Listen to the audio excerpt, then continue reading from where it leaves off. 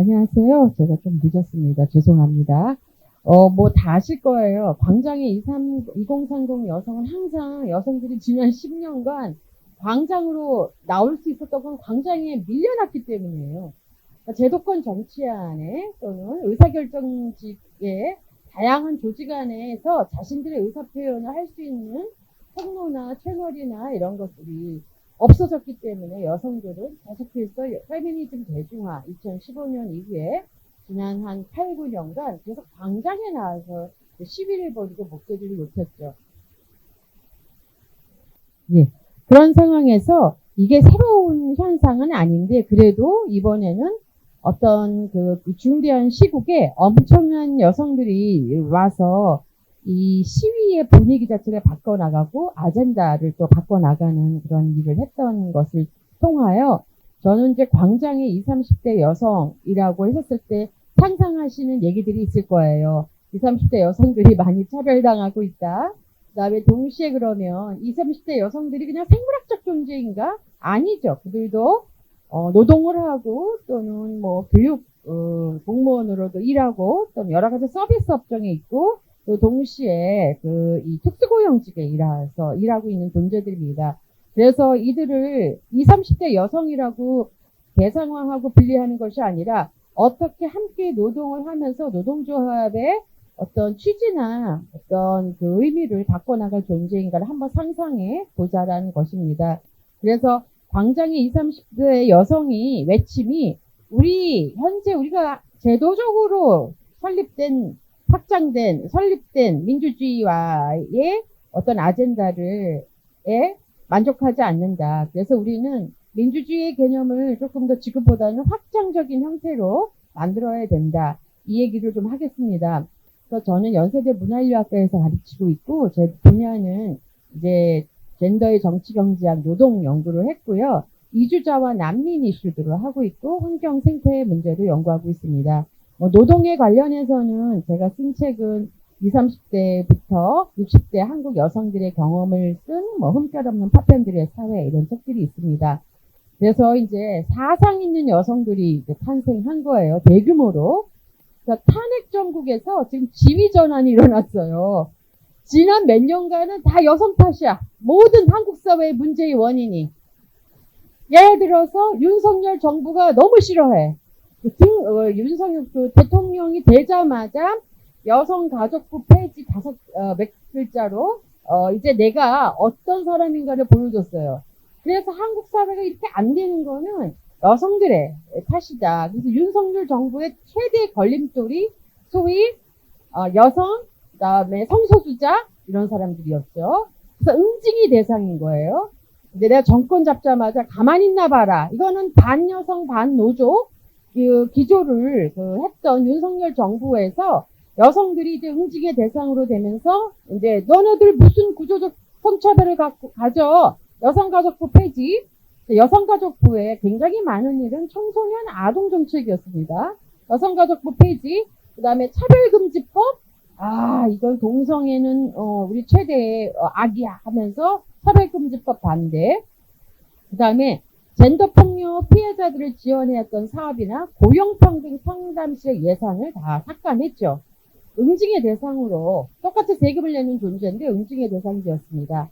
저출산 위기, 실제 여성들이 아기를 안 낳는 이기적인 여성이라는 이유로 여성들을 비난하는 것으로 계속 저출산 위기에서 젠더 담론을 말했죠.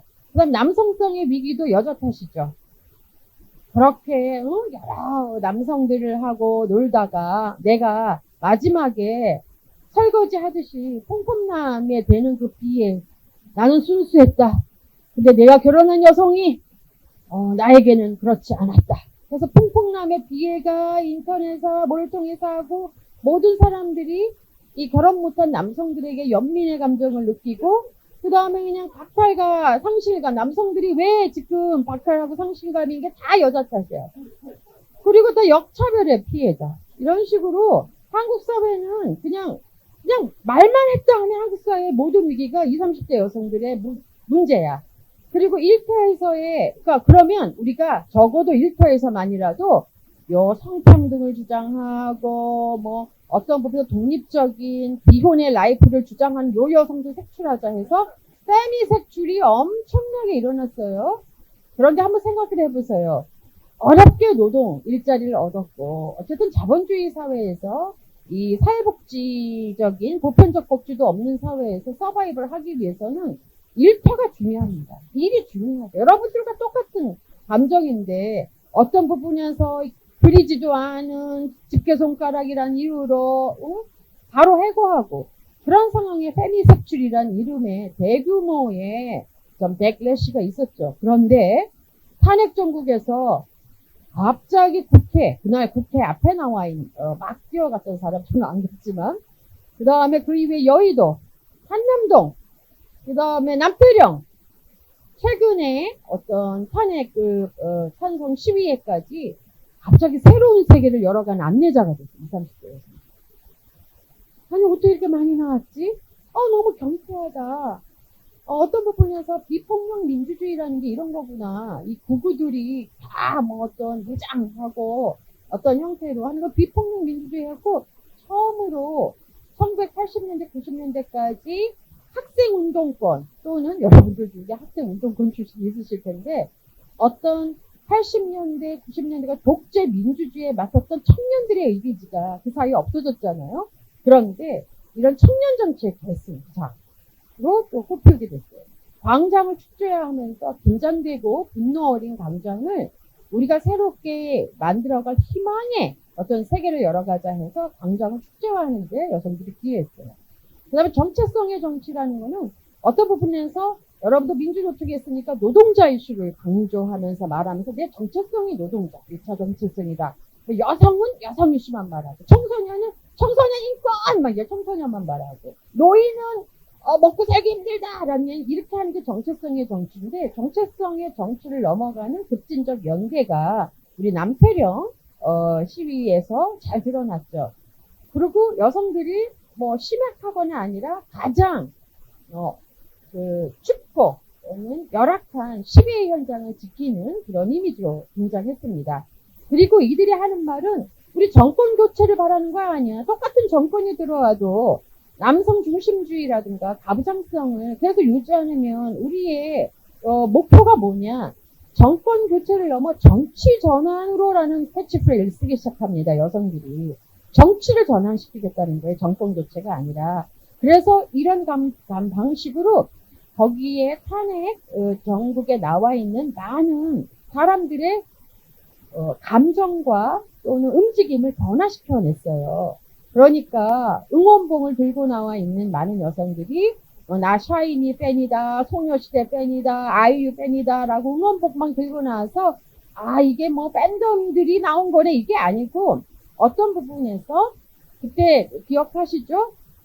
우리 촛불씨 했었을 때 촛불 불어버리면 다 끝이다라고 해서 안 꺼지는 불을 갖고 온 거예요. 그게 응원봉인 겁니다. 그래서 이 분노를 희망의 약속으로 이제 하고 여성들이 너 윤석열 이렇게 사고 칠 줄 알았어. 너 처음부터 그럴 줄 알았다 하면서 여기에 나가서 막 새로운 정치를 외치니까 어떤 여성이 우울증이 사라졌어요. 제가 왜 슬픈지 알았어요. 어떤 분은 희망이 없었기 때문에 슬펐던 거예요. 그래서 우울증이 사라졌다고 하면서 아주 경쾌하게 했죠. 그 다음에 12월 22, 23일 날 32시간의 찐만남이 이루어졌습니다. 정말 그 남태령 대첩이라고 부르는 거에는 많은 농민들, 이제까지 사회적 무력감만 갖고 있었던 농민들이 WTO 체제에서 계속해서 해외 농산물 수입, 그 다음에 요번에는 양곡법, 이게 여기 통과되지 못했죠. 게다가 지금 이제 쌀 그만 생산해. 그래서 전 지역에 있는 농가에게 무조건 너네들 스스로가 농지를 없애라.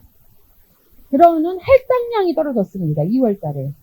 사실은 저 농부예요. 여러분들.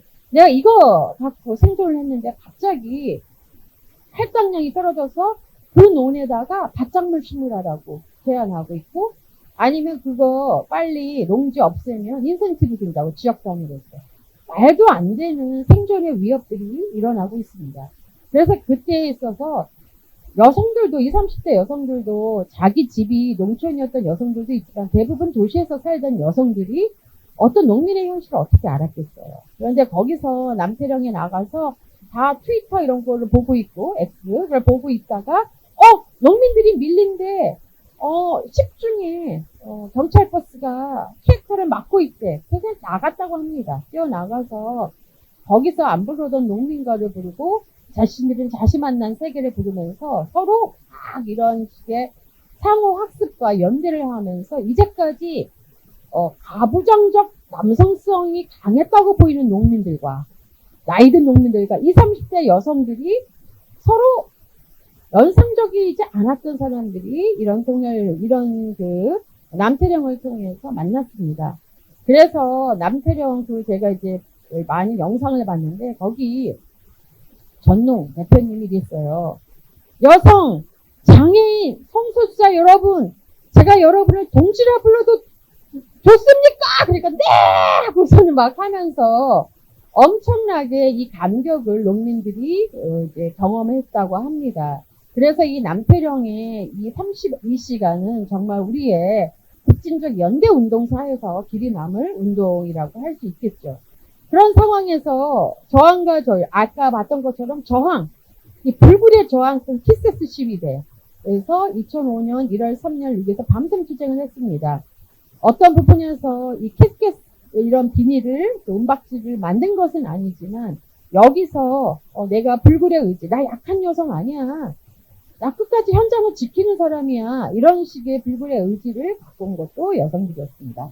그 다음에 이제 많은 여성들이 뛰어났을 때 실질적으로 그 조직을 경유하지 않고 나온 여성들이 상당히 많았어요. 1인 브랜드 정치죠. 이건 여성 남성들이 다 자기가 재미있는 이런 브랜드를 갖고 나와서 이렇게 시위에 참여해서 다중적이고 다양하고 이질적인 존재들이 구체적인 새로운 민주주의라는 희망을 걷고 연대할 수 있었다라는 그런 생각들을 만들어 줬습니다. 그래서 여성들이 광장으로 밀려나서 제도권 정치에서 여성들의 요구가 받아들여지지 않자 광장으로 밀려났지만 이제 광장 정치의 주류가 되어 있는 상황들을 맞이하게 됩니다. 보시겠지만 그 박근혜 그 탄핵 때 2016년에는 페미존이라는 거를 만들 수밖에 없었어요. 많은 여성들이 나갔는데 저도 페미존에 들어가 있었는데 너무 막 성적 희롱을 하고 20대 여성 나오면은 예쁜데 섹시한데 막 이런 얘기 하고 그래가지고 페미존을 만들었는데 지금 24년 25년 이 상황에서는 완전히 바뀌었죠. 그래서 여성들이 굉장히 많이 등장하기 시작하니까 여기 민주노총을 포함한 1700여 개의 노동시민 사회단체가 꾸린 윤석열 즉각퇴진 사회대개혁 비상행동안에서도 광장의 평등 약속이 수용되었습니다. 광장의 평등 약속. 그래갖고 어떤 사람이 나와가지고 야 천년목은 요게 남자를 홀리는 김건희 하면은 나가세요? 이렇게 되는 거죠. 김건희의 비리가 그렇게 많은데 이 천년목은 요괴와 남성을 홀리는 게 그거 다 남성 홀려서 결혼했지 그러면은 그냥 결혼했어요. 그러니까 그런 식으로 막 여성을 유혹 그런 게 아니라 그냥 김건희가 반민주적이고 어떤 부분에서 지금 우리나라 정치를 이렇게 사익을 위해서 망쳤는데 해야 될 얘기가 이렇게 많은데 그러면 계속 천년 묵은 여우 이런 식으로 해서 될 일이 아니라서 했다면 이제 나가세요 해가지고 촛불 행동이랑 이 비상 행동이랑 다른 정치를 하게 되었습니다.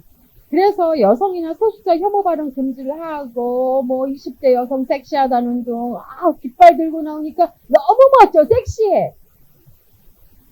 여성으로 나온 게 아니라 정말 사상 있는 시민으로 나왔거든요. 그 다음에 성폭력 2차 가해자 발언권을 없앴죠. 그래서 그 다음에 대표권 나는 우리 단체 나는이다 해가지고 마치 내가 속한 조직의 모든 사람들의 의견을 다 대표한 것처럼 하는 것도 없앴습니다. 그 다음에 가장 저도 그런 말 했어요. 아니 중학생이에요?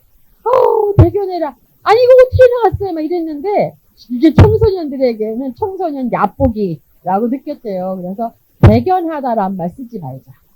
이런 약속을 하는 게 실제 요번에 광장의 평등 약속이고 이런 변화를 통해서 우리가 보는 방식을 다르게 합니다. 사유하는 방식을 변화시킨 거죠. 이렇게 됐는데 그런데 여성들은 갑자기 새롭게 발견된 여성들이 아니었죠. 늘 광장에서 우리는 성평등을 외쳤는데 지난 10년간 강남역 살인사건부터 시작해서 디지털 포르노 반대 여러 가지 형태에서 우리는 서로의 용기이다. 페미니스트가 민주주의를 구한다 하더라도 이게 경멸당하고 억압당해 왔는데 그러고 조직과 단체를 격려하지 않은 디지털 행동주의적 개인들이 많이 나타나는 거죠. 그러니까 남성들은 광장에 너무 안 나와 버렸었어요, 지금.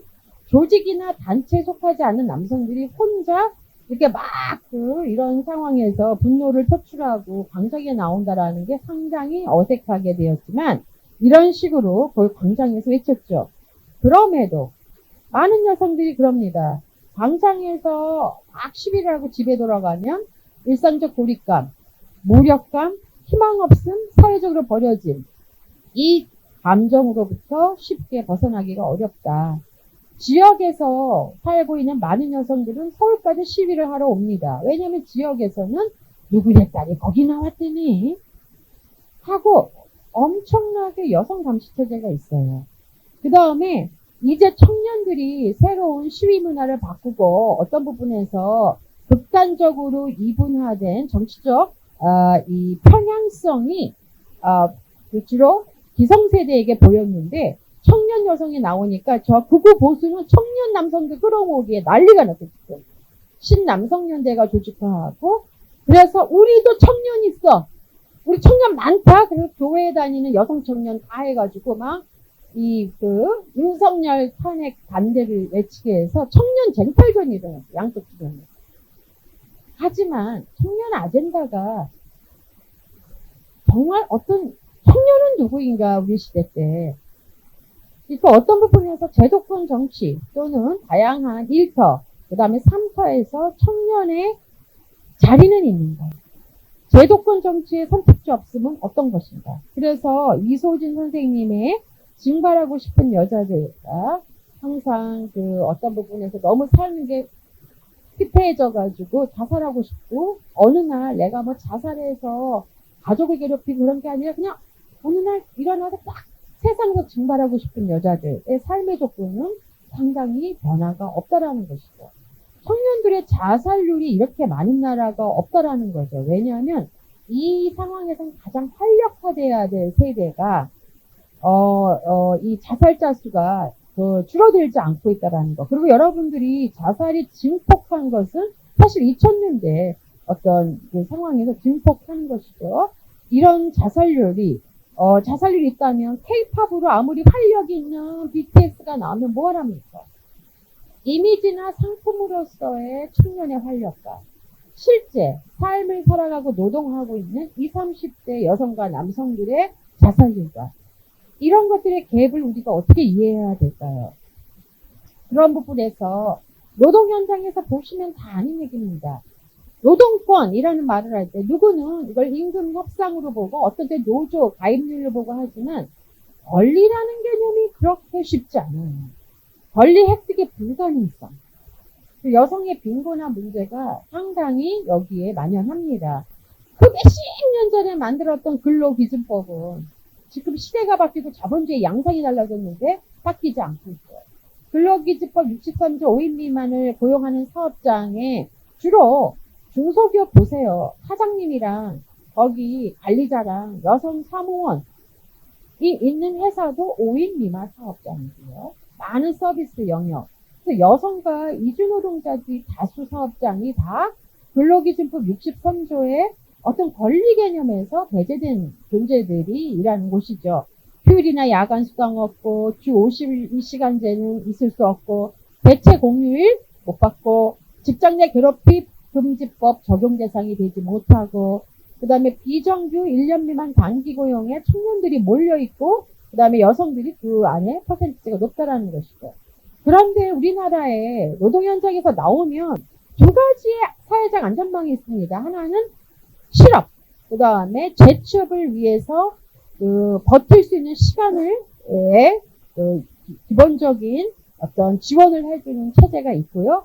아니면 일터에서 벗어났을 때 연금이라는 게 있는데 지금 한국에는 임금노동, 정규직 연계형 국민연금 이런 기타 연금들이 있기 때문에 여기서 일터에서의 어려움이 일터 바깥에서의 빈곤을 가속화시키는 형태로 만들어지고 있으니까 믿을 만한 게 없는 거예요. 국가도 믿지 못하고. 그러니까 유일하게 가족 계급이 좋은 사람만 생존하게 돼 있는 것이죠. 뭐 특수고용직의 이슈는 다 아실 겁니다. 이 교육 서비스 분야, 캐디 이런 쪽에 여성들이 많이 들어가 있죠. 그 다음에 놀라운 거는 여성들은 권리 획득이 이렇게 어려울 수가 없어요. 2020년에 한국에서 이제 가사 근로자의 고용 개선 등에 관한 법률 통과됐잖아요. 그래서 어머, 파출부, 이모님 이런 분들이 이제 나 근로자야, 나 노동자구나. 그래서 내가 혼자 누구네 집에서 가서 일하다가 다치면 자기 혼자 몇백만 원 들더라도 혼자 고치고 그랬는데 내가 이제 근로자성을 인정받네 하더니 바로 그 법이 통과되자마자 오세훈 시장이 한국 여성의 저출산 문제를 해결하고 경력 단절을 해결하기 위해서 필리핀 가사 근로자를 도입하겠다라고 바로 선언을 하고 조정훈 의원이 그런데 값은 최저임금 적용 안 받게 100만 원 이하로 합시다 하고 대통령이 바로 승인해가지고 어느 다른 이주노동 정책, 제가 이주자 연구하잖아요. 이주노동 정책보다 빠르게 도입됐어요. 그래서 2024년 9월에 필리핀 가사 근로자 프로그램이 시행됐는데 굉장히 많은 주목을 받았죠. 이제 어떤 부분에서 그런데 보시면 이 법이 갖고 있는 이것이 뭐냐면 한번 상상해 보세요. 그래, 여성들이 참 얼마나 힘들어. 일하고 아이 돌보고 보육하고 양육하고 그래서 싼 값에 필리핀 가사 근로자가 들어오면 이제 경력 단절도 안 되고 또 이제 삶이 안정화되어지면 이제 아이도 낳겠지. 이거 시나리오 상에서는 맞는 것 같은데 가사 근로자 사용률이 99.99%인 걸프 국가에서 여성 고용률은 제일 낮습니다.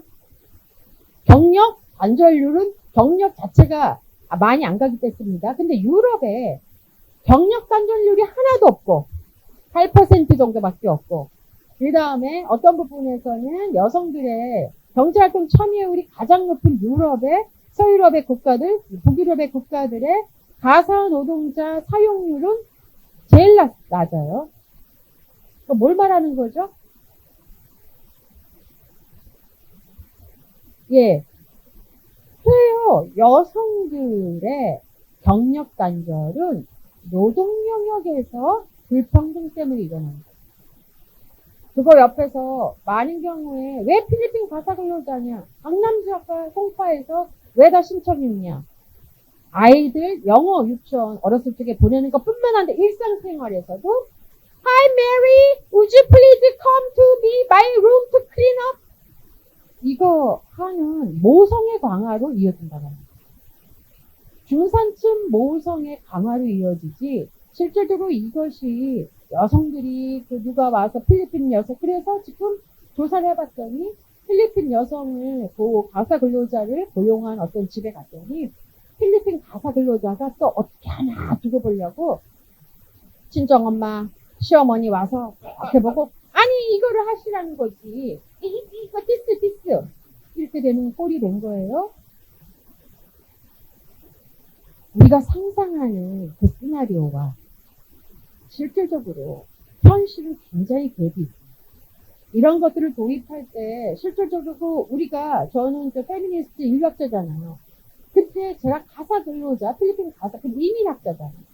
근데 왜 필리핀 가사 근로자의 이 성급한 도입이 전 세계의 많은 어떤 여성들을 인종차별과 성차별과 계급차별이라는 상중차별의 그 상황에 그들을 동질화시키고 어떤 부분에서 글로벌 하인들을 만들어내는 이 신분제 사회를 촉진하는 것이라고 주장했어요.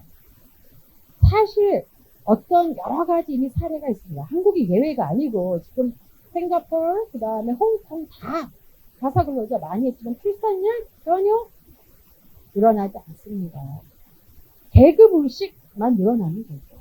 그런 부분에서 권리라는 게 다 있는 것처럼 보이지만 우리나라 법이나 어떤 그 법에서 보장하는 것과 현실상의 적용 불가능성, 그 다음에 기존 법의 접근 불가능성 이런 것 때문에 여성들의 빈곤화가 촉진되고 있습니다.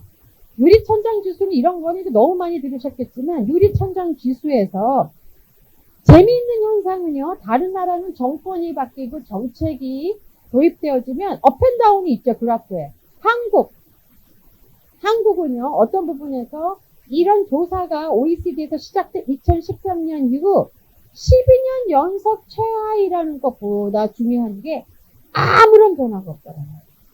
그러니까 뭐냐면 변화가 있어야 되는 거잖아요. 보수 우파가 들어오면 좀 안 됐다가 정책이 도입되면 했다가 어떤 나라는 포르투갈 같은 경우에는 굉장히 낮았다가 확 올리고 우리나라는요. 정책도 시민사회도 노동조합도 페미니즘 운동에서도 유리천장 그러니까 이들이 더 그 스킬 레벨이 높아지고 그 다음에 연수가 높아지면 당연히 그 승진하고 보상을 받는다는 그런 아주 일하는 사람이 갖고 있는 희망이 전혀 작동되지 않는데 그거를 어떤 이익집단, 국가도 관심 있어 하지 않았더라고요.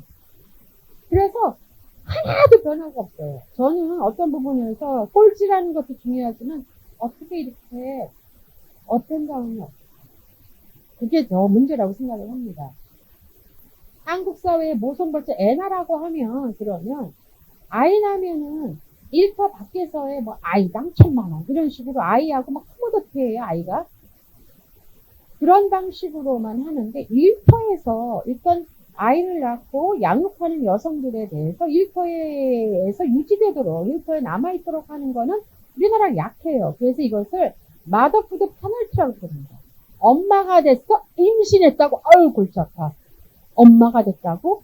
페널티를 주는 거예요. 노동 영역에서 직장에서. 그래서 이걸 마더푸드 모성은 벌칙을 받는다 일터에서. 그러면 아이도 낳고 노동도 해야 되는 이 여성들은 어떤 방식으로 생존할 수 있을까요? 그래서 첫 자녀 출산을 기점으로 성별 고용률에 미치는 결과를 봤더니 스웨덴은 8.9%, 첫 아이를 낳고도 직장에서 이탈하거나 그런 사람들이 10% 미만이죠. 그리고 자기 아이를 기르기 위해서 자발적으로 하는데 한국은 48.7%, 반이 첫 아이 출산과 함께 나간다라는 거예요. 그리고 거기다가 뭐 이렇게 여성이 뭐 망충, 노키즈존 너무 우리 살벌하지 않아요? 그리고 독박 육아, 임신, 출산, 아이 있는 여성은 낮은 직무 능력과 훨씬 더 그거 증명 있어요? 증거?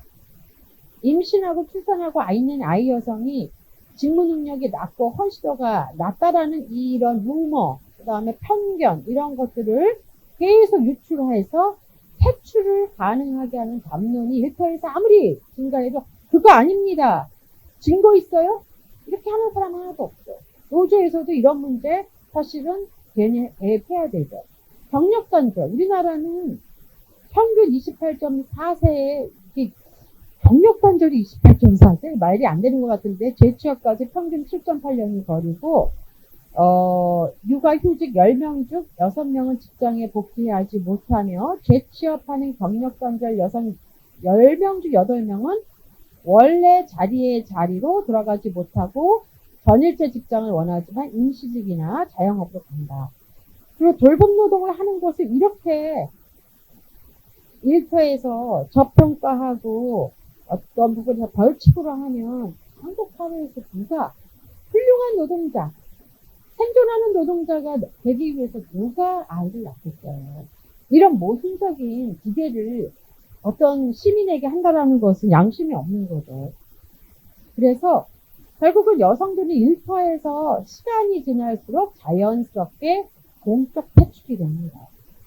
여기 계신 선생님들 좀 나이가 20, 30대 아니신 분 같은 분은 정말 열심히 생존하신 거예요. 열심히 나름대로 강력한 의지를 갖고 싸우신 겁니다. 성별 임금 격차 평균이 12%에 비해서 한국은 31.1% 3배예요. 근데 모든 것이 부동의 일이라 한 번도 바뀌지 않는다는 거죠. 성별기금 격차, 유리천장 지수 하나도 안 바뀐다. 그리고 시간이 지나지 않아도 4년제 대학에 똑같은 학과를 졸업한 남녀를 비교해도 여성 소득이 남성 소득보다 19.8%가 낮아요. 이건 무슨 어떻게 해야 될까요? 30대 이후에는 벌어집니다. 그런데 남성들은 결혼이고 출산이고 자신들의 고용률과 어떤 승진에 아무런 영향을 미치지 않죠. 노동자로서 헌신할 수 있는 겁니다. 그리고 어떤 부분에서 대표 한국 사회 일터의 대표 노동자상이 돌봄 의무를 지지 않는 30대 남성 노동자에게 맞춰 있대요. 근데 30대 생각해 보면 그때 결혼도 하고 아이도 어릴 때인데 그럼 어떻게 하라는 거예요?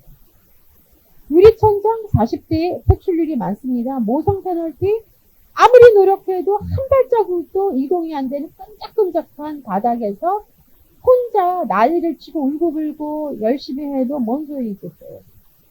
그 다음에 내가 운이 좋아서 이제 막 부사장 아니면 부장 노동조합의 대표 이렇게 됐는데 그렇게 되면은 여성들은 승진을 계속하는 게 아니라 물이 낭떠러지 현상이라는 게 있습니다. 이건 뭐냐면 높이 올라가는데 여성들을 갑자기 CEO라든가 아니면 부장이라든가 이런 것으로 발탁하는 경우가 있어요. 휴렛 패커드에 여성 CEO 등장 이러고 하죠. 토큰 피겨를 사용하는데 언제 고용하냐면 경기 침체 시. 그 다음에 그 CEO가 성추행했어. 도덕적 이미지 바꿀 때.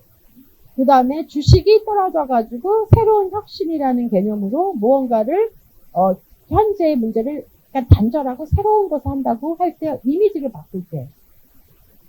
그럴 때 여성들을 박탈이 여성들을 이제 선정해서 높은 자리로 온 다음에 그러면 나쁜 시기에 안 좋은 상황에서 여성들이 고위직에 올랐으니 그 여성들이 오른 다음에 조직에 있는 남성들이 그 여성을 대표님 하고 충분히 서포트하지 않아요. 여자 대표 익숙하지 않은데 이러다가 보면 생각보다 여성들을 그렇게 높은 위치에 고용했어도 그렇게 상황이 좋아지지 않습니다. 그러면 바로 낭떨어지고 밀어내는 걸 유리 낭떨어지 현상으로 봐요. 이런 거는 정부나 아니면 정당에서 맨날 민주당 아니면 국민의힘 이런 데서 무슨 이미지 좀 변신하고 그러려면은 어떤 부분에서 특별한 어떤 비상대책위원회에서 위원장을 여성으로 한다든가 이런 거 같은 거. 노조에서도 마찬가지. 어떤 현재의 위기를 눈가림하기 위해서 여성이나 여성의 대표성을 하다가 바로 그 사람들이 잊을만 하면 바로 낭떠러지로 추락시키는 이런 현상입니다. 그래서 사상 검증 무슨 사상을 검증해 노동자가 사상을 가질 수 있는 자율성도 없어요. 사상이 있기 때문에 그나마 이 힘든 세상 살아가는 거예요.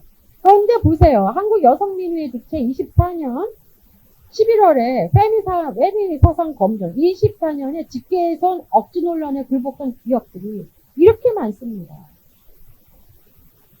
넥슨, 달려주체 일러스트레이터로 오인된 하청업체 직원에 대해서는 비방, 신상정보 유포 사건 발생. 아니었죠. 르노코리아. 무조건 이렇게 하면 그러면 우리 손 다 묶어야 돼, 여자들이 이제. 손만 들었다면 이렇게 해도, 집게가 붙어 있다. 이렇게 하고 그래서 안 돼. 그러면 남성들이 어떤 부분에서 성적인 어떤 제스처라고 여성들이 자동차 타려고 여성들의 벗은 몸을 자동차하고 같이 하고 술 선전할 때 여성들의 비키니 입은 여성들이 깨끗한 수준 이렇게 할 때는 섹슈얼한 이미지 할 때는 다 괜찮다고 그러다가 이렇게만 하면은 다 집게손가락이라고 해버리네요. 이게 지금 이 현상을 제가 외국에서 이렇게 했더니 외국에 있는 많은 일반적인 대학생들이 제가 이제 강의를 해서 이런 상황이 있다더니 막 웃어요. 그 집게가 남성 성기를 처음에 이렇게 했다지만 어떤 부분에서 그걸 다 그거로 억지로 해가지고 해고를 하면 이 노동권이라는 건 뭔가, 노동할 자격이라는 건 뭔가, 이런 방식으로 어떤 부분에서 직장 내 일터에서의 남성들 연대가 너무 견고하다는 거예요. 그리고 여성들이 너무 무서워서 희생당하는 여성들을 서포트하지 못한다. 나도 그런 걸 당했다. 그런 상황에서 우리나라 대기업들이에요, 다. 넥슨, 르노코리아, 빙그레, HD 현대중공업, 서초경찰서, 볼보, 군부대에서도, 서울의료, 현대차, 어떻게 할 거냐. 이거는 정말 있을 수 없는 일입니다, 이런 거가. 그랬는데 여성 청년들이 심리하고 지금 이게 다 마음이 많이 안 좋아졌어요. 여러분들 후배나 청년, 여성, 남성 봤었을 때 까칠하다는 느낌 굉장히 많이 받으세요.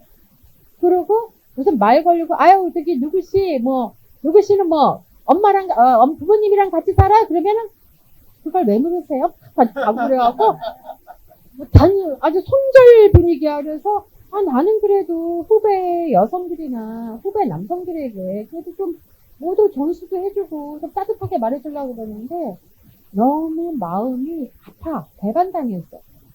왜냐하면 국가가 이들이 우리나라의 성평등 지수가 제일 높은 분야가 교육 분야하고 의료 접근도예요.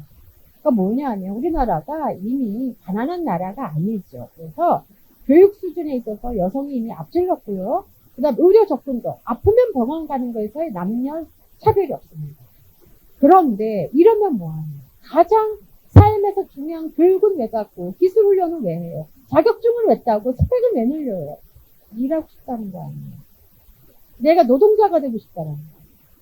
그런데 거기에서는 너무 좌절되어지는 그걸 하고 그리고 현대 여성들의 삶을 보니 희망이 없다라는 거예요. 우리 팀장님 정말 똑똑했거든요. 그런데 요번에 완전히 나가신대요. 40대쯤 되니까 하도 압력을 받고 그래서 그냥 나가갖고 프리랜서 된대요.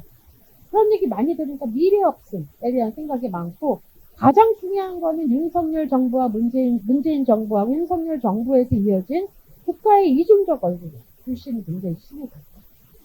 저출산 해결한다고 여성의 출산 능력과 의지에 대한 기회가 1명 1,000만 원, 2명 2천만 원, 또 1억까지 준다고 하고 이렇게 해서 어떤 부분은 신혼부부에게 신혼부부 주택 주고 하는데 그러면 신혼부부가 되면 주택 준다는데 여성들의 출산력과 소위 말해서 사회복지라든가 아니면 커머더티가 교환되어지는 가계로서 여성의 자금을 쉽게 매매 가능하고 환수 가능한 어떤 아이템으로 본다는 것 자체가 화가 나는 거예요. 다른 애만 나면 다요. 애가 낳게 해주면 정말 그 아이가 여성이든 남성이든 트랜스젠더로 태어나고 인터섹스로 태어났든 한국 사회에서 차별받지 않고 그 아이의 미래가 정말 안전한 상황에서 갈 거라는 희망이 있어야지 뭐 애를 낳죠. 그래서 권위주의 국가가 재남성화 됐죠. 이거는 뭐 어떤 부분은 여러분들 다 아시지만 갑자기 코로나 때 재난지원금을 개인에게 주는 거거든요. 원래 재난지원금은 개인마다 재난의 의미가 달라요. 그래서 재난인데 세대주가 갑자기 준대요. 그러면 막 우리 엄마 아버지랑 별거하고 있는데 아버지 목포에 있는 아버지한테 아버지 빨리 세대주한테 준다니까 그 포기각서 쓰고 인감도장 어떻게 하세요. 이래야 돼. 이건 뭐냐면은 내가 대구에 있는 한 30대 남성이라고 한번 봅시다. 그런데 대구에서 코로나가 심하니까 일하던 택배회사에서 이제 일을 나오지 말라고 했어요. 그런데 주인 아주머니가 방세 안 낸다고 난리야. 방세 밀렸다고 난리인데 내가 만약에 재난지원금을 나한테 줬으면 어떤 위기를 먼저 해결했을까? 방세를 해결함으로써 거기서 오는 사회적 심리적 스트레스를 줄이고 다른 일자리를 찾아보려고 애썼겠죠. 재난지원금은 그래서 모든 나라에서 개인에게 줍니다. 성인 개인에게 줍니다. 재난이 작동하는 방식은 계급마다 성별마다 다 다르기 때문에 그 재난 지원금이잖아요. 재난에서 나름대로 굴복하지 말고 자살하지 말고 너의 이멀전트한 태동하는 재난을 빨리 해결하고 다시 사회적으로 복귀하라는 게 재난지원금의 목적이에요. 소고기 같이 집안끼리 구워 먹으라는 게 아니고요. 그런데 우리나라가 정말 어떤 부분에 위기가 있을 때는 다시 남성의 목소리가 들어옵니다. 항상 그랬어요. 이번에도 아마 이 탄핵 정국에서 여성들이 20, 30대 여성들이 엄청나게 그 탄핵 시위 장소를 어떤 민주주의적 장소, 평화의 장소를 만들어놔도 제도권에서도 안 받을 거예요. 이런 상황에서 정치 리더들은 말만 했다 하면 여성 혐오하지요. 그리고 뭐 어떤 부분에서 윤석열 포함해서 모든 정치 남성 리더들이 여성 혐오하지요. 코로나 시기에 돌봄의 여성화를 가중했죠. 여성에게 일가정, 일삼 양립을 주민하는데 여성 보러 어떻게 하랍니까? 일가정 양립 정책이 보편적으로 모든 기업과 모든 일터에 마련되어 있지 않은데 어떻게 여성들이 일가정 양립을 해요? 일터와 고용주의 변화가 이렇게 없는데. 그래서 고학력 중산층 여성은 대책에도 많이 나왔지만 이제 능력주의로 성차별을 내가 극복한다. 그래서 일중독자가 됐어요. 그렇지만 기존의 일터의 성차별주의가 바뀌지 않는 한 본인 개인의 능력으로 어떤 보상을 받은 거는 한계가 있죠. 그래서 남성들도 화났어요. 지금 청년 남성들. 뭐 대단하게 이대남에게 줄 거 많은 것처럼 막 해가지고 이대남에게 제공될 가부장적 배당금이 엄청 많을 거라고 하면서 힘주기를 한 것처럼 보이지만 결국은 군인들의 월급은 올렸죠. 그건 배당금을 준 거예요. 하지만 청년 남성들도 어떤 부분에서 그런 방식의 일시적 배당금을 받고 만족할 것이 아니라 이건 청년 남성들이 인파워한 게 아니라 청년 남성에게 어떤 선거용 사기를 한 거나 다름없죠. 그래서 그런데 많은 남성들이 기득권 남성들이 약속한 걸 안 지켰으면 이들에게 사회 대개혁을 주문해야 되는데 동료 시민 여성을 괴롭히는 방식으로 자기의 불안함과 화를 만들어내고 그래서 국가가 또는 극우 보수들이 청년들에게 너네들에게 폭력을 의탁해주마 라고 말해주고 있어요. 그러니까 어떤 부분에서 반여성, 반페미니즘의 기치를 갖고 있는 많은 청년 남성들이 신남성연대의 슬로건 아래 엄청나게 자기네들이 마치 일종의 국가에게 폭력을 의탁받은 것처럼 행동하죠. 심각한 문제입니다. 그리고 기술맥의 성폭력의 급증과 기업의 방관, 기업이 이걸 방관하고 있죠. 그래서 지금 어떤 20, 30대 여성들이나 남성들이나 문화나 심리적 위기가 상당히 팽배해요. 그래서 불안정성의 생애 과정입니다. 내 인생에서 어떤 과정에서 청년으로 내가 고군분투하고 내가 일자리를 얻기 위해서 노력하거나 아니면 스펙을 높이기 위해서 노력하거나 아니면 이 일터에서 비정규직이지만 열심히 일하면 정규직으로 전환되거나 이런 것에 희망을 갖기 어렵고 불안함과 불안정성은 내 인생 끝까지 가겠구나. 어떤 부분에서 아무리 노력해도 변화되는 것은 없겠구나. 이런 관념이 굉장히 생겨났어요. 그래서 여전히 한국 사회에서는 남성 생계 부양자 모델이 관념과 이상과 관습으로 존재하기 때문에 이런 상황에서 많은 여성들이 내가 어떤 부분에서 그냥 나 혼자 생존하는 거. 생계부양자 모델이 현실로 작동이 안 됨에도 불구하고 그런 것들을 계속 중심으로 기업이나 노동이나 노동조합이 그래서 그런 아젠다를 최우선의 아젠다로 만들고 내고 있으니까 나는 혼자 그냥 서바이벌 하는 게 나의 목표다 인생이. 그 다음에 우리가 지금 물가가 얼마나 비싸요. 소비 중심 고비용 라이프 스타일이죠. 많은 SNS에서 인스타 이런 데 보면은 그리고 연예인이 현금으로 60억짜리 집을 샀다라는 게 왜 중요한 뉴스가 돼요. 그리고 인스타에서 모든 사람이 잘 나가는 것 같잖아요. 우리 어디 여행 가서 먹었다 이런 거 하는 거니까 상당히 전시적 자아로 소비자 자아로 자신을 표현하는 문화를 갖고 있는 이 환경 안에서 소박하고 검소하고 자존을 지키면서 살아간다는 것도 상당히 힘든 상황입니다. 그렇고, 그러니까 친밀 간의 의기도 있죠. 그러니까 이성의 중심 사회에서 불안한 이성의 시대예요. 동성애와 이런 게 불안한 게 아니라 가장 주류인 불안한 이성, 남녀 갈등, 그 다음에 여성에 대한 디지털 폭력 이런 것들을 해결하지 않으면 누가 어떤 남성과 여성들이 안전하게 연애하고 동거하고 그러겠어요. 그래서 여성들이 안전한 이별이 가능한 남자를 찾는 거잖아요. 안전한 이별. 헤어질 때 지금 사랑하고 주는 게 중요한 게 아니라 헤어질 때 나를 때리지 않을 남자. 헤어질 때 스토킹하지 않을 남자를 찾는 게 관상 보고 찾는다라는 거 아니에요? 그래서 이렇게 됐으니까 어떤 부분에서 우리가 이 친밀성의 위기 문제는 우리의 불행입니다. 생각을 해보세요. 우리도 사랑하고 싶은 마음이 있는데 20, 30대 한창 그런 식의 성적 탐색과 연애를 하면서 나름대로 삶의 힘듦을 극복해야 되는 이 사람들이 이 불안에 떨고 있다. 친밀성의 위기감 이런 거가 있죠. 그래서 많은 20, 30대 여성 또는 남성들이 뭐 잘난 척하고 인스타그램에서 뭐 먹었다라는 거 보여주고 뭐 해외 여행 가고 하는 나르시즘 권장하는 사회에서 나는 이제 아무하고도 연대 안 할 거야. 나는 내 생존을 중요해. 나는 어떤 부분에서 나에 대해서 아무리 말해봤자 나에 대한 얘기가 나에 대한 어떤 공격으로 금방 와.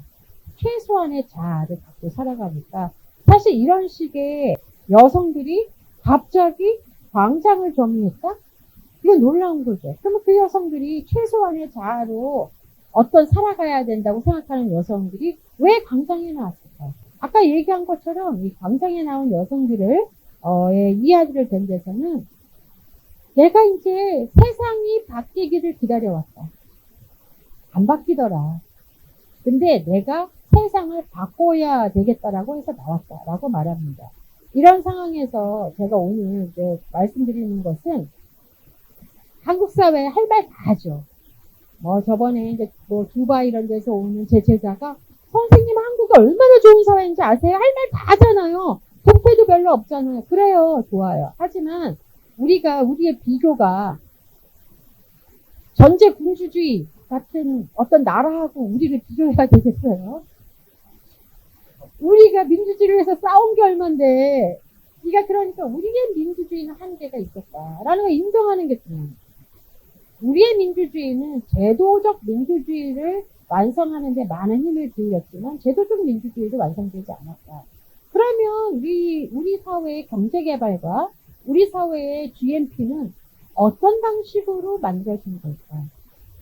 보면은 여전히 한국의 발전주의 전략은 초남성적 국가 발전주의 모델에 놓여 있다. 그거는 뭐 제가 한 게 아니라 하이퍼 매스큘린 스테이트 디벨로퍼멘탈리즘이라는 그 하넨링의 논문에 나오는 건데 한국은 박정희 정부 때 빠른 경제 성장과 어떤 국가 발전을 위하여 가족에서의 가부장이라는 어떤 그 아버지의 이미지를 정치적 엘리트, 정치적 지도자가 나는 가부장이야 우리 국민을 막 추동을 해갖고 이들을 열심히 움직여서 내가 아버지로서 이들을 끌어나가겠다라는 권위주의 가부장의 모습으로 정치 지도자의 어떤 이미지를 구축하면서 가장 빠르게 하기 위해서는 국가의 세금을 누구에게 몰아주는 거죠. 그게 바로 여러분이 다 알고 있었던 재벌입니다. 재벌.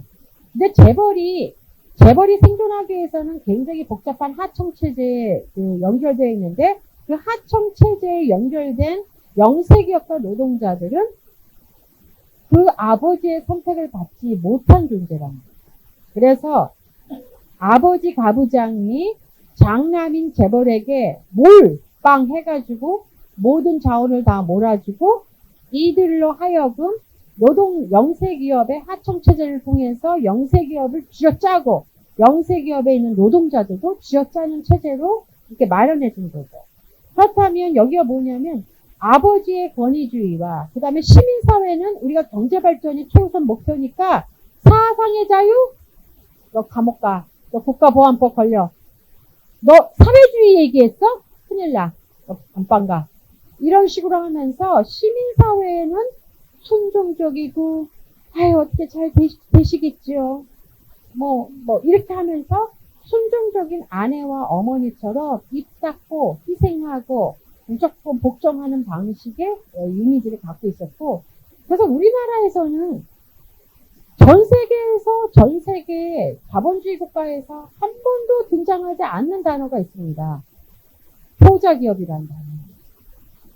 어떻게 기업이 효자가 됐어요? 그거는 바로 이 메타포 때문입니다.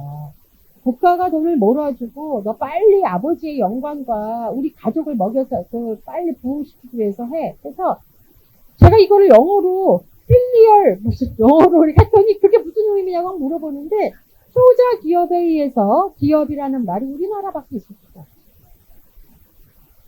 그리고 나서 최근에는 금융자본주의에서 또 효자가 등장합니다. 뭐예요? 효자 종목이라는 게 등장해요. 주식에서. 다 효자야. 나의 어떤 걸 키워주고 무언가를 살려내면 다 효자야. 그런데 막상 노동자나 영세기업은 이 가족제도 안에 갑상적 가족제도 딸로 이미지화 됐다는 거예요. 너 출가 외인이잖아. 지금 우리 집에 있을 때는 모든 헌신과 뭐를 다해서 일을 해. 하지만 너네들이 기여를 해야 되지만 어차피 출가 외인이니까 우리 아버지가 쌓은 부를 분배나 상속은 안 해준다. 보상 없는 헌신을 요청한 거예요. 노동자들에게. 그런 상황으로 이런 메타포로 사회를 운영하고 경영하다 보니 공적 영역에서는 남성 중심성이 굉장히 강하고 심지어 노동자도 출가 외인처럼 헌신은 산업 역군이라는 이름으로 이름은 막 그렇지만 헌신은 하지만 어떤 방식으로 분배나 상속에서는 쉽게 제외될 수 있는 정도로 은유화되었다는 거예요. 그래서 한국 일터가 생각보다 엄청 남성 동성 사회적 규범이 가능이 큽니다. 이거는 부인할 수 없는 사실이에요. 기업이나 조직은 동일한 이해를 가진 기업가와 돌봄 노동의 의무를 지지 않는 것으로 간주되는 남성 노동자들이 만나는 곳이라고 생각합니다.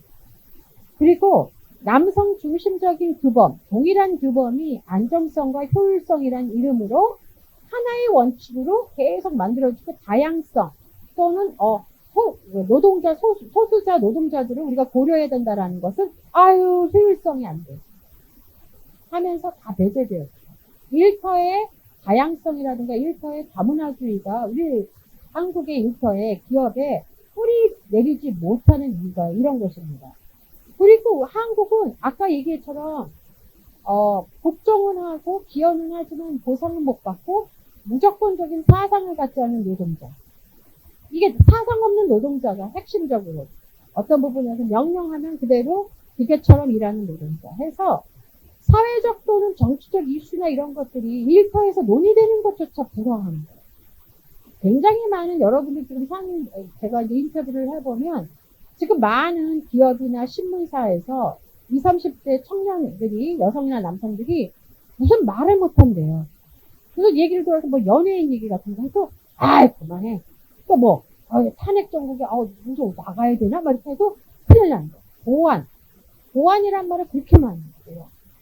우리나라 기업에서 노동자가 커피 마시면서 그 다음에 점심시간에 나는 이렇게 생각한다. 우리 일터의 경영 방식이 좀 이렇다. 말 못합니다. 굉장히 보안 중심주의와 감시주의가 철저한 그 일터를 만들어냈어요.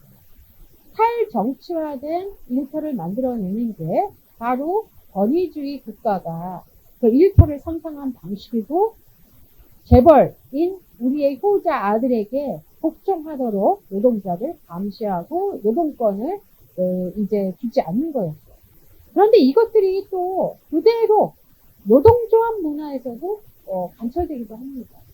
한편으로는 한국은 노동조합을 무슨 기업 파괴사로 보는 이미지가 굉장히 강했어요. 그렇지만 1987년 노동자 대투쟁 이후에 노동자들이 세력화되어지면서 이제 기업과 노동자 사이에 엄청나게 갈등 관계가 만들어지는데, 뭐 노동조합을 세운다던가 노동자가 조직화된다면 큰일 나는 거야.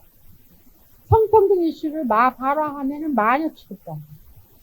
그래서 그들을 불온시하고 색출하는 것에 매우 익숙해 있어요. 그런 상황에서 하면은 뭐 어떤 부분에서 노동조합은 그러면 성평등 이슈를 달게 봤나? 그것도 아닙니다. 노동조합 또한 이제까지 여성이나 소수자의 권익 문제를 노동자의 기본권에 포함시키자라고 하는 난리가 나. 분리주의가 연대를 위해서 우리는 하나의 목소리를 내었습니다. 분리주의 경향을 하고 그걸 바라보고 분열로 간주하는 경향이 상당히 많습니다. 안 그래요, 교수님? 이러실 분이 있을 텐데요. 안 그래야죠. 민주노총이 여러 노력을 하지만 정서라는 거를 바꾸기가 힘들더라고요. 그런 상황에서 성평등한 조직 문화는 진짜 요원한가? 일터에서, 노조에서, 사회에서 이렇게 요원해야 되겠어요?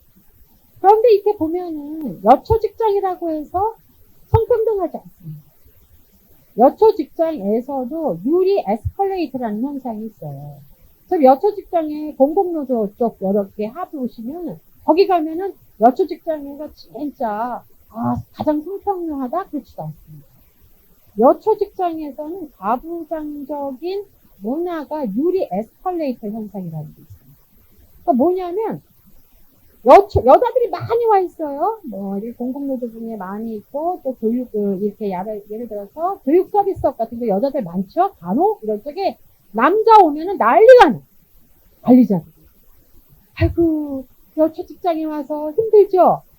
아유, 괜찮아. 그러면서, 이 남성 소수자가 나갈까봐, 안달복달하고, 그래서, 같이, 똑같이 들어왔는데, 이렇게, 누구씨, 김현미 씨 서로 인사하다 보면은, 저기 보면 유리 에스컬레이터 타고 가고 있어, 지금, 남자가.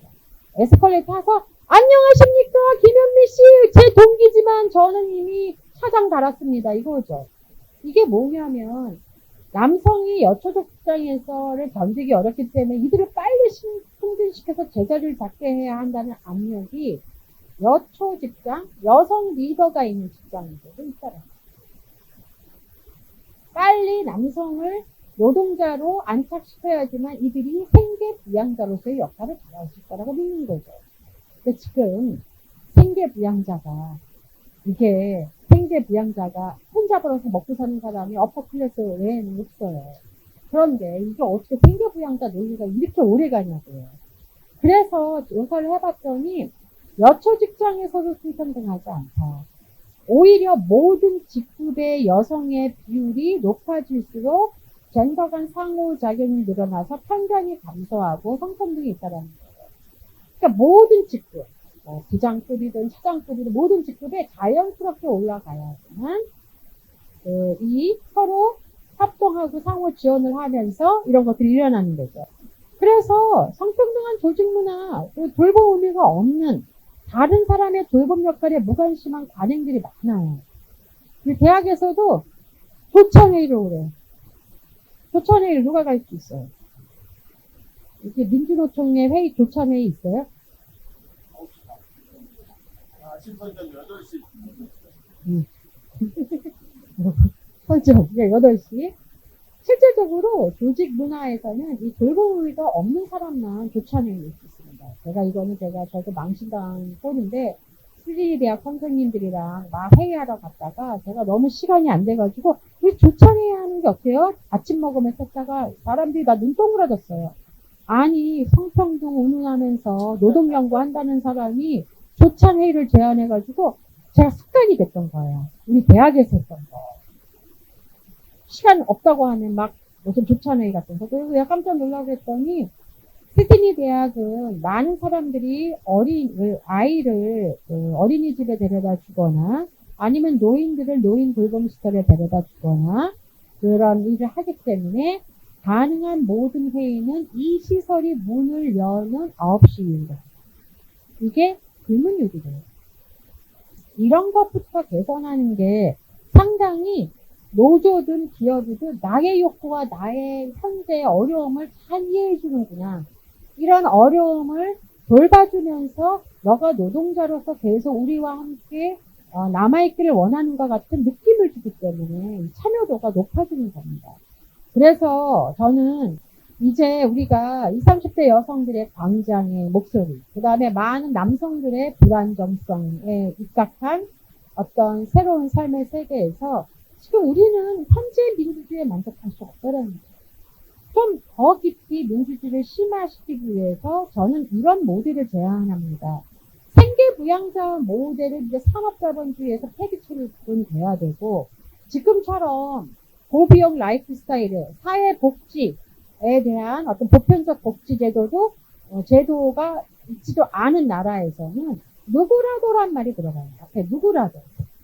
20대라도 30대라도 여성이라도 남성이라도 50대라도 60대라도 노동자이면서 나는 돌봄자이면서 나는 참여적 시민, 사상을 갖고 있는 참여적 시민이라는 노동돌봄 참여적 시민 모델이라는 것을 우리가 그 모델을 기준으로 노동자 상도 만들고 시민 상도 만들고 돌봄자 상도 만들어야 된다는 거죠. 어떤 한 사람이 내가 노동자성만 있는 게 아니라 내가 어떤 분이 맨날 돌봄 노동만 하고 밥만 차려주는 게 아니라 내가 맨날 거리에 나가서 시위만 하는 게 아니잖아요. 우리 모두에게는, 나 한 사람에게는 노동자이고 동시에 돌봄자이며 동시에 참여적 시민으로서 자율적인 사상과 활동을 할 수 있는 역량을 동시에 내 안에 갖춘 존재라는 개념으로 어떤 부분에서 이 워커, 케어러, 시티즌이라는 개념으로 우리가 상을 바꿔 나가야지 노조의 방식도 바꾸고 기업의 방식도 바꾸고 어떤 부분에서 국가의 국민은 아니면 사람은 누구라도 노동 돌봄 참여적 시민이다 라고 선언하는 게 헌법에 들어가야 되는 거죠. 그런 부분에서 우리가 경제력도 중요하고 돌봄력도 필요하고 자율성과 사상의 자유를 갖고 있는 사회적 존재로서 우리는 동등하다. 모든 시민이 동등하다라는 개념을 우리가 굉장히 확고히 가져가는 게 중요하다. 그래서 뭐 애 낳아라, 애 낳지 마라, 뭐 이런 거 그런 것을 주장한다고 우리가 애가 바로 나오는 게 아닙니다. 우리 한국 사회의 많은 개인들은 자신의 상황에 대한 성찰을 통해 좋은 삶으로 가고자 하는 열망과 의지를 갖고 있는 개인들이에요. 그래서 이런 개인을 지지하는 사회가 민주주의 사회죠. 그 다음에 도구적 목적으로 여성과 사람과 노동자와 국민과 이주자를 바라보지 말고 모든 존재가 소속감을 느낄 수 있도록 하는 참여의 구조를 만들어가는 것이 민주주의고, 이런 민주주의 구조가 우리가 다양성을 존중하고 우리 안에 있는 교차적 존재성, 노동자이고 그다음에 돌봄자이고 참여적 시민이라는 교차적 존재성을 지지하고 후원하고 가능하게 하는 민주주의를 구성해야 된다는 것이죠. 그렇기 때문에 우리가 사회가 계속 지속 가능하려면 이게 필요하다라고 해요. 근데 지금 한국 사회는 빨간 줄로 표시한 것밖에 없어요. 임금, 그래서 아이고 집 사야 되는데 빚죠? 저도 빚이 많거든요. 이게 유일하게 인생에서 내가 믿을 만한 거 두 개예요. 그런데 지금 한국 사회의 자연환경도 엄청 안 좋아지고 있습니다. 그리고 석유화학노조 내년 안에 기후위기 문제로 굉장히 위험에 처할 수 있어요. 그런데 지금 10만 노동자예요. 거기 민주노총 아시겠죠? 석유화학 노조, 석유화학 분야에 일하는 사람들. 그러면 이 사람들을 잡 트레이닝을 어떻게 시켜서 이동시키겠느냐? 정말 고민해야 되는데 우리는 기후위기에 어떤 없어지거나 아니면 줄어들 직종에 대한 재훈련 자금이 0%입니다. 0원이에요. 국가가 갖고 있질 않습니다. 어떻게 할 거예요, 이거? 그런 부분에서 퍼블릭 서비스에서 65세야 돼야지 지하철 공짜로 그때 나타. 다리 아팠기 때문에 그때는. 퍼블릭 서비스 보편적 복지 아니죠. 사회적 보호 없습니다. 해고되면 그냥 끝이야. 라이트 아까 그랬죠. 누구는 권리는 명문화된 권리는 많아요. 우리나라 법적으로 권리가 굉장히 아주 많이 써 있어요. 그런데 항상 그 우리나라 법의 문제는 누구는 뭐에 접근도를 가진다가 아니라 국가는 뭐를 제공할 수 있다라고 했어요. 국가가 마음 바뀌면 안 돼. 커뮤니티, 공동체, 가족, 지역사회, 공동체 다 지금 아까 최소한의 자아시대야. 아무도 믿지 마라. 아무한테도 기댈 수 없다. 어떻게 회복하겠냐는 거예요. 이런 문제가. 그런 상황에서 지금 통계를 보시면 다 아는 통계지만 30대 여성의 그 비혼율이 지금 33% 되고 남성은 50%를 넘었어요. 40대 비혼율 여성 지금 남성이 더 높아요. 이건 뭐냐면 지금 2020 세대별 비혼성들을 봤더니 19세에서 34세 소위 청년이라고 말하는 사람들의 81.5%가 비혼 상황이에요. 그렇죠? 여기 동거든 포함되지 않고 동거하는 커플들은 많기는 하지만 우리나라는 합법적 결혼만 취급하기 때문에 이건 뭐냐면 실질적으로 장기간의 1인 가구가 많아진다. 남성이든 여성이든 남성들이 30대가 돼도 반 이상은 결혼을 하지도 않고 1인 가구로 사는 비율이 그렇게 높다라는 겁니다. 아니면 부모님 곁에 살거나. 그래서 1인이 된다라는 것이 부부 중심이나 가족 중심으로 자기 인생을 사유하지 않는 좋은 삶의 의미와 를 표출하는 방식이 굉장히 다양한 사람들이 많이 증가하고 있더라고요. 그리고 이제는 결혼하면 성적으로 합법적인 어떤 권리를 가진 거고, 그 다음에 결혼한 파트너하고는 마음에 안 들면은 성매매를 하거나 그런 거가 중요한 게 아니라 성적 친밀성과 애정을 표현하는 민주적 방식을 배워야 되는 것이에요. 왜냐하면 어떤 부분에 점유되지 않은 섹슈얼리티로 자기가 자기의 섹슈얼리티를 민주적으로 자율적으로 상대방에게 폭력적으로 표현하지 않는 방법을 배워서 성적 친밀성이 민주적이고 소통적이고 1대1의 방식으로 이루어져야 하는 것을 그 기간이 굉장히 증가하는 그 상황입니다. 근데 여전히 불법 포르노에다가 디지털 카메라로 해가지고 일반 포르노, 혹시 여러분들 중에 보면 안 된다고 해서 안 보신 분들도 있겠지만 불법 촬영을 해서 만든 일반 포르노라는 게 있어요. 저는 그거 조사 때문에 갔는데 이걸 왜 보냐고 그랬어요. 흔들려. 어떤 여성의 다리와 어떤 여성의 얼굴을 막 불법 촬영해서 그걸 일종의 서사적 구조를 막 이상하게 만들어서 포르노를 만들었는데 그걸 왜 보나. 그런데 그게 일반 포르노 장르의 팬덤이 생기는 거야. 한국 남성들. 그것만 봐야지 흥분하는 남성이 생기더라고요. 왜냐하면 그거는 내가 일반 여성들을 너는 나를 모르지만 나는 너의 일거수일투족을 너의 육체를 감상하고 너를 포르노그래피적인 인물로 지배할 수 있다라는 권력감을 느끼기 위해서 그거에서 흥분한 사람도 있다라는 거예요. 근데 그거는 정말 남성들에게도 자신들의 섹슈얼리티가 어떻게 자율적으로 또는 소통을 거쳐서 사고 쾌락적으로 표현돼야 될지를 상당히 학습하지 못했어요. 여기서 민주노총에 와서 성교육 하려는 건 아니고, 그런데 지금 굉장히 그런 사람들이 다수가 되어지는 사회라는 걸 잊지 말아야 된다. 그래서 생계부양자의 그런 이미지도 없어지고 생계협력자도 아니고 이제는 사회적 재생산의 협력자가 돼야 됩니다. 아까 얘기한 것처럼 단순히 경제적 활동을 같이 하는 어떤 가족이 아니라 성적 친밀성, 그 다음에 교육, 그 다음에 건강, 그 다음에 생계활동, 민주주의적 사상의 표출, 이런 것들에서 협력하는 상대방, 협력하는 동료, 이런 사람들로 구성되어진 사회를 만들어가는 게 심화된 민주주의의 목표가 돼야 되는 거죠. 아까 얘기했처럼 아까 필리핀 가사근로자 제일 먼저 70년대부터 도입한 홍콩과 싱가포르 출산율 높아졌어요? 아니죠.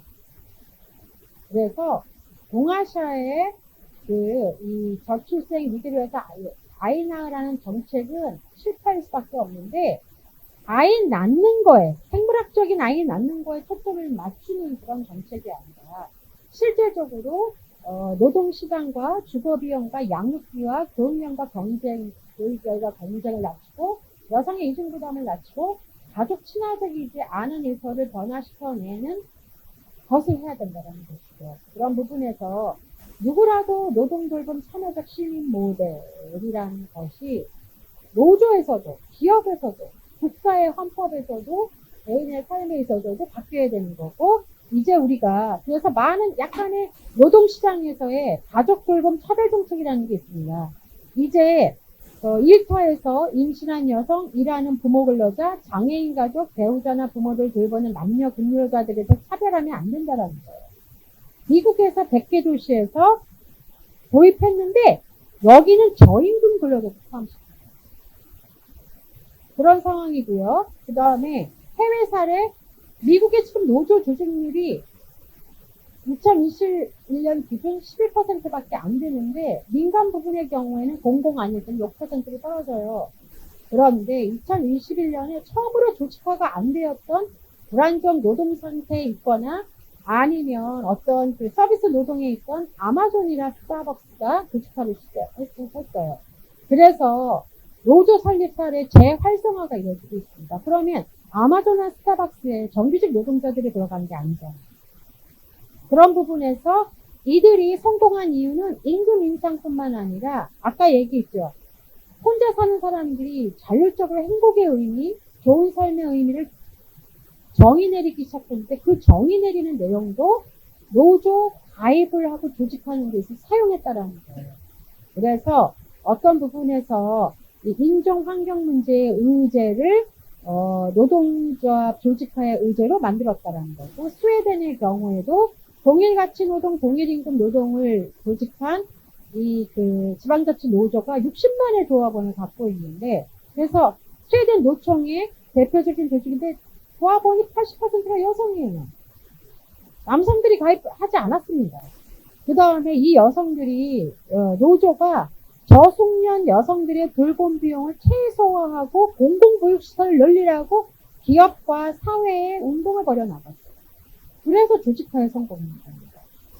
그렇지만 영국은 말로는 여성 리더십을 강화하자 그렇게 말하면서 여성 30% 말로만 수량적 대표성만 했지 실제 노동조합 문화가 하나도 안 바뀐 거예요. 그래서 가입률이 높아지지 않고 있다는 겁니다. 일본도 변하고 있습니다. 일하는 방식의 개혁이라는 슬로건을 지금 하고 있죠. 일본이. 그래서 시간의 노동 상한을 설정하는 장시간 노동 억제하고 근무간 인터벌 제도를 보급하고 유급휴가 의무화하고 남성 육아휴직을 의무화하는 노동 환경 개선을 하고 있어요. 그래서 조직률이 높아지고 그 다음에 충성도와 헌신도가 높아지는 겁니다. 어떤 아젠다를 만들어낼 것인가가 굉장히 중요한 거죠. 그래서 마지막으로 우리가 확장적 민주주의와 좋은 삶이 무엇인가? 무엇이 경제발전 국가의 민주주의 모델인가? 유럽은 GNP가 2만 달러가 됐었을 때 보편적 복지 모델을 구상했어요. 체제를 보편적 복지 모델로 정책을 다 바꿨다라는 거죠. 지금 한국 36,624달러입니다. 그런데 보편적 복지 모델이라는 게 안 나오고 있어요. 예측 가능한 사회적 돌봄 모델 안 나오고 있습니다. 그리고 국가 기업 교육이 어떤 인간의 역량을 발전시키고 강화해야 하는가. 정말 성평등은 생존의 문제가 돼 있고 사회적 재생산의 지속 가능성을 위해서 성평등과 다양성, 협력의 가치, 지역 다양성 보존을 통해서 우리 모두가 누구라도 생계 협력자, 돌봄 공유자, 참여적 시민 모델로 만들어내면서 탄핵 현장에서 이런 국면에서 새로운 형태의 정권 교체가 목표가 아니라 새로운 정치개혁 또는 정치의 가치를 체감할 수 있는 방식으로 변화시켜내는 이 모델들을 만들어내는 게 굉장히 중요하다라고 얘기하고 있어요. 제가 여기서 이제 제 강의를 마치도록 하겠습니다. 예, 감사합니다.